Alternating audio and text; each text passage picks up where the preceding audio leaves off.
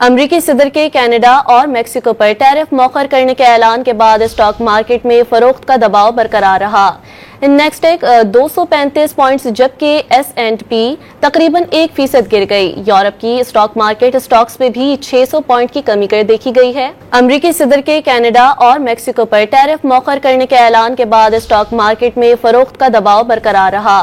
Nasdaq 235 points जबकि S&P तकरीबन 1% गिर गई। यूरोप की स्टॉक मार्केट स्टॉक्स में भी 600 पॉइंट की कमी कर देखी गई है। अमरीकी सदर के कनाडा और मेक्सिको पर टैरिफ मौखर करने के ऐलान के बाद स्टॉक मार्केट में फरोख्त का दबाव बरकरार रहा।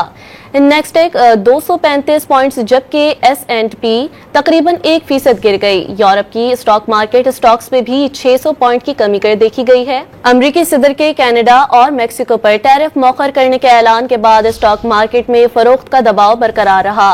नेस्डेक 235 पॉइंट्स जबकि S&P तकरीबन 1% गिर गई। यूरोप की स्टॉक मार्केट स्टॉक्स में भी 600 पॉइंट की कमी कर देखी गई है।